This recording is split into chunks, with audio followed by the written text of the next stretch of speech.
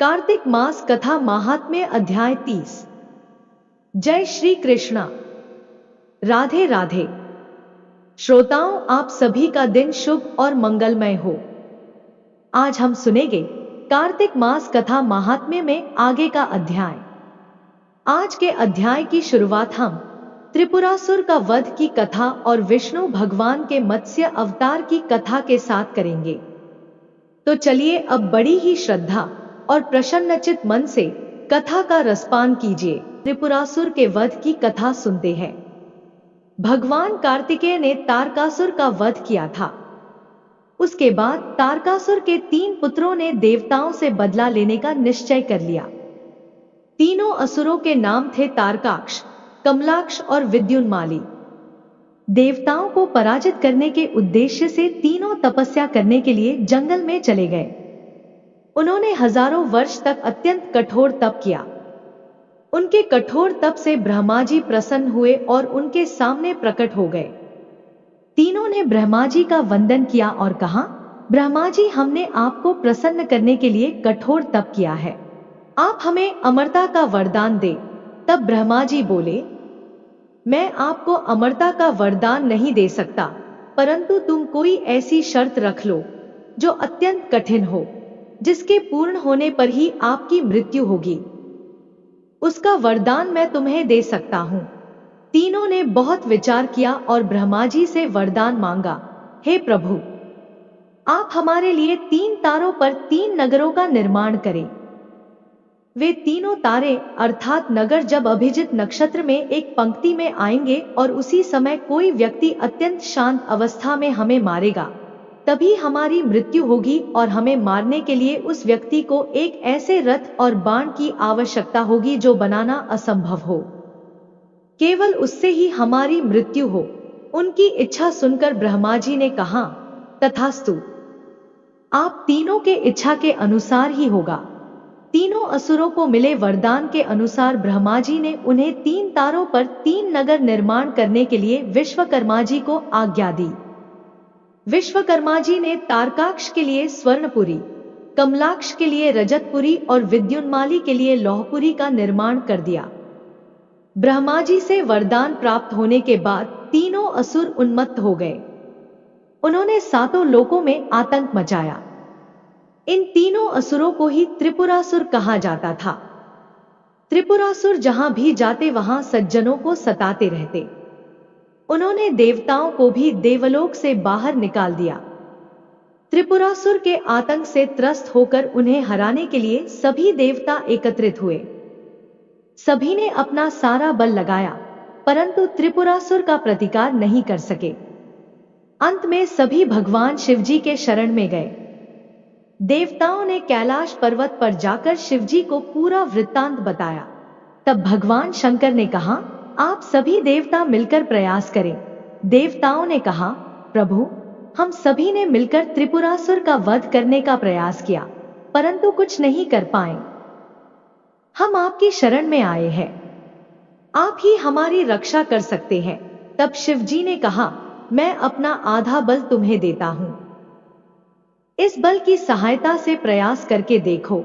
शिवजी ने अपना आधा बल देवताओं को दिया, परंतु देवता उनका आधा बल सहन नहीं कर पाए। तब शिवजी ने स्वयं त्रिपुरासुर का संहार करने का संकल्प लिया। अब त्रिपुरासुर का वध करने के लिए रथ और धनुष बाण सिद्ध करना आवश्यक था। भगवान शिवजी ने पृथ्वी को ही उनका रथ बनाया। सूर्य और चंद्रमा को उस रथ के पहिए बनाए। सृष्टा सारथी बने, भगवान विष्णु बाण बने, मेरु पर्वत धनुष और वासुकी बने उस धनुष की डोर। सभी देवताओं ने अपने बल से वह रथ संभाल लिया। इस प्रकार असंभव रथ सिद्ध हुआ। भगवान शिवजी उस रथ पर सवार हुए। उनकी शक्ति के कारण वह रथ भी डगमगाने लगा।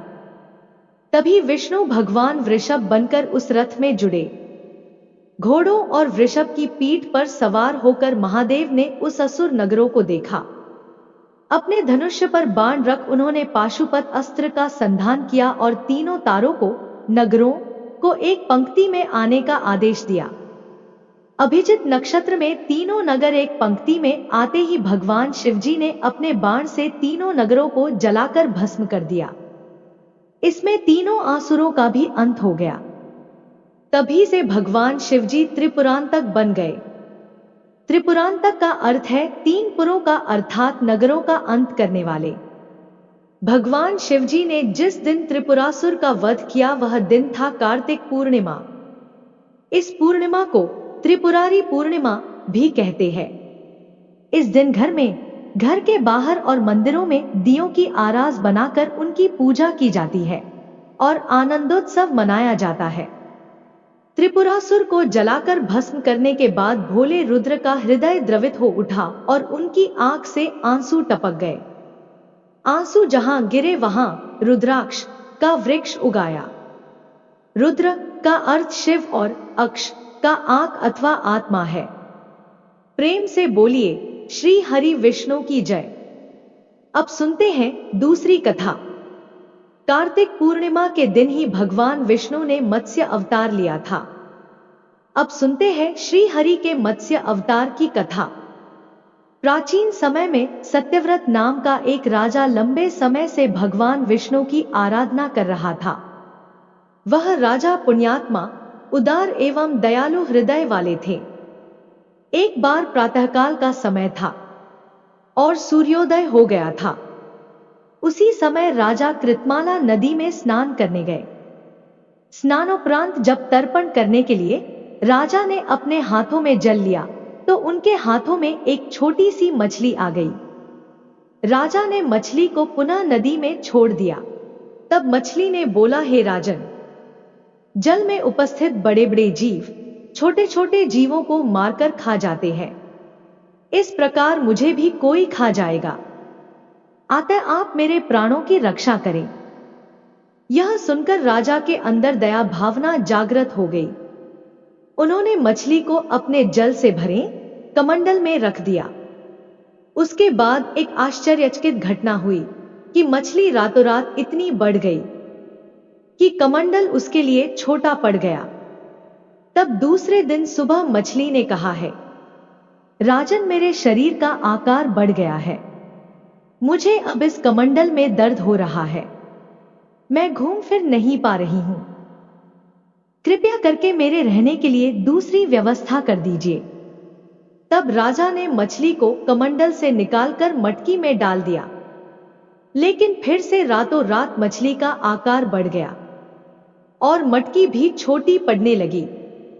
मछली ने पुनः राजा से आग्रह किया, हे राजन, एक बार फिर से मेरे रहने का प्रबंध कर दीजिए, क्योंकि यह मटका भी मेरे लिए छोटा पड़ रहा है। तब राजा ने मछली को एक सरोवर में डाल दिया, परंतु वह सरोवर भी मछली के लिए छोटी पड़ गई। उसके बाद मछली ने पुनः आग्रह किया और कहा, हे राजन, कृपया कर मुझे उसी नदी में डाल दे जहां से मुझे लाए थे।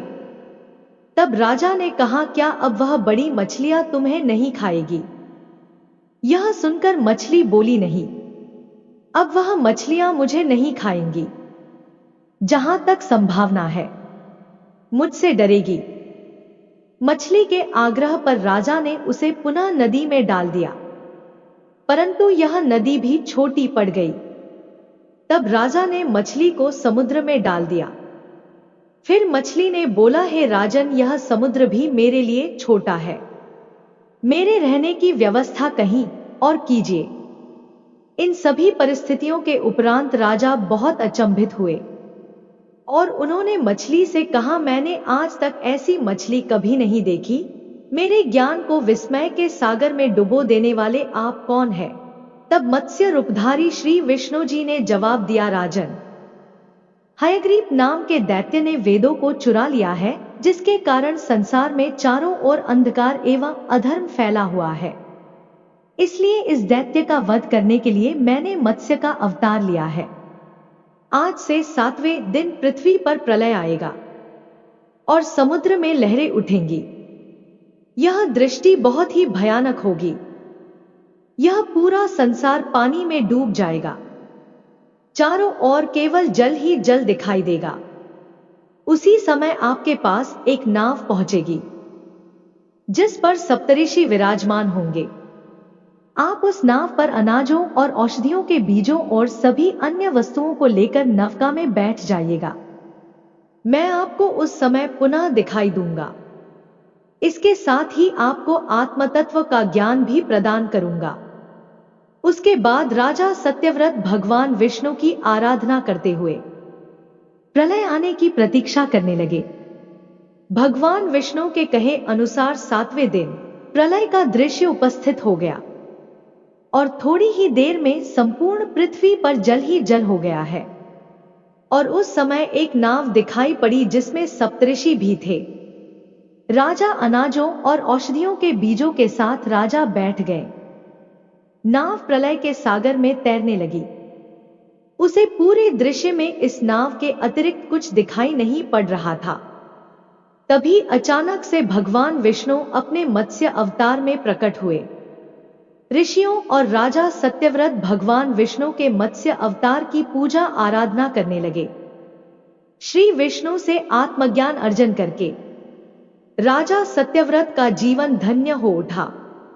जब प्रलय का प्रकोप शांत हो गया तो भगवान हरि ने हयग्रीव दैत्य को मारकर उससे वेद पुनः प्राप्त कर लिए। भगवान विष्णु ने यह वेद ब्रह्मा जी को पुनः सौंप दिया। इस प्रकार भगवान विष्णु ने पूरे संसार का उद्धार किया तथा वेदों को भी सुरक्षित किया, साथ ही सभी प्राणियों का भी कल्याण किया। इसी समय से नए युग का प्रारंभ हुआ। प्रेम से बोलिए श्री हरि विष्णु की जय। अब हम सुनेंगे कार्तिक मास कथा महात्म्य में आगे का अध्याय। राजा पृथु पूछते हैं, हे नारद जी, भगवान का अत्यंत प्रिय भीष्म पंजक व्रत कैसे प्रसिद्ध हुआ? तब नारद जी कहने लगे, हे राजा पृथु, यह व्रत आदिकाल से है परंतु बीच में लुप्त हो गया था। फिर यह कैसे प्रसिद्ध हुआ सो कथा हम तुमसे कहते हैं, सुनो। श्री कृष्ण जी ने भीष्म जी से इस व्रत का वृत्तांत कहा। तब सर्वप्रथम भीष्म जी ने इस व्रत को किया। इसी कारण तभी से यह व्रत भीष्म पंचक के नाम से प्रसिद्ध हुआ। हे राजन, भगवान श्री कृष्ण जब पांडवों की ओर से दूत बनकर कौरवों को समझाने गए तो सबसे पहले ही विदुर जी के पास पहुंचे। विदुर जी ने उनका अत्यंत आदर सत्कार किया। फिर श्री कृष्ण भीष्म जी के पास गए। वहां जाकर कुशल पूछने के बाद श्री कृष्ण जी ने अपने आने का संपूर्ण वृत्तांत भीष्म जी से कहा। तब भीष्म जी कहने लगे, हे भगवान, त्रिलोकी नाथ होते हुए आप पांडवों की ओर से ही दूत बनकर क्यों आए? तब श्री कृष्ण जी हंसकर बोले, हे गंगा पुत्र, यद्यपि यह अत्यंत गुप्त वार्ता है फिर भी मैं तुमसे कहता हूं। उन्होंने एक ऐसा व्रत किया है जो मुझको अत्यंत प्रिय है, इसीलिए मैं उनके वशीभूत हूं। अब मैं उसका वृत्तांत तुमसे कहता हूं। पूर्व काल में उज्जैन नगरी में 5 ब्राह्मण कवि शुचि, दृढ़, दंत और हंस नाम वाले निवास करते थे। तीनों ही वेदों को जानने वाले, रूपवान, युवावस्था को प्राप्त, गंधर्व विद्या में अति प्रवीण थे। वे अनेक देशों में घूमते फिरते तथा अपनी गान विद्या का प्रदर्शन करके खूब द्रव्य प्राप्त किया करते थे। एक समय वह मथुरापुरी में सुवीर नाम वाले राजा के पास आए। संगीत कला में निपुण होने के कारण उन्होंने राजसभा में जानने की इच्छा प्रकट की। वह 4 दिन तक उपवास करते रहे और अत्यंत पवित्र श्री यमुना जी में स्नान करते रहे। फिर उन्होंने किसी से राजा का संपूर्ण वृत्तांत सुना। उसने बताया कि राजा की कादंबरी नाम वाली एक योग्य पत्नी है। वह संगीत विद्या में निपुण, राग तथा कंठ में अत्यंत प्रवीण, नाचने में दक्ष तथा रूप यौवन में अद्वितीय सुंदरी है। वह प्रतिदिन एकांत में राजा के सामने नृत्य करती तथा गाती है। ऐसा सुनकर वे राजा के यहां पर पहुंच गए। राजा ने उन 5 को बुलाया। वहां पहुंचकर उन्होंने राजा को आशीर्वाद दिया और बैठ गए। कादंबरी ने उनको संगीत विद्या में अति निपुण समझकर विशेष नृत्य किया। जब उसने चक्र में ताल दिया तो उन ब्राह्मणों ने उसको रोक दिया। उसने चक्र छोड़ यथा योग्य ताल दिया, मगर चक्र खंडित नहीं किया। इस पर कादंबरी का रूप और गुण देखकर वह पांचों उस पर मोहित हो गए। कादंबरी भी पांचों को देखकर उन पर मोहित हो गई। उसने रात्रि को चोरी छिपे ब्राह्मणों के पास अपनी एक सखी के हाथ यह संदेश भेजा कि पांचों में से एक एक प्रतिदिन नगरी से दूर उत्तरी कोण में यमुना तट के समीप जनशून्य लताओं से ढका हुआ अनंत नामक तीर्थ है, वहां पर मेरे पास आकर अपनी अपनी विद्या तथा गुण का प्रदर्शन करो। मैं भी वीणा तथा राग की अपनी कुशलता दिखाऊंगी। भगवान कहते हैं, हे भीष्म जी, एक ब्रह्मचारी जो मेरा भक्त था, दुष्ट संगीत के भय से गांव से अति दूर वहां रहता था। उन दिनों वह भीष्म पंचक व्रत करता हुआ देवालय में पूजन करता था। कार्तिक शुक्ला एकादशी के दिन उन संगीतज्ञ ब्राह्मणों में से कवि नाम वाला ब्राह्मण वहां पर आया। कादंबरी भी मुनि के उस स्थान पर पहुंच गई। वहां मुनि ने जिस प्रकार पूजा की, उस कवि नामक ब्राह्मण ने भी उसी प्रकार भगवान का पूजन किया।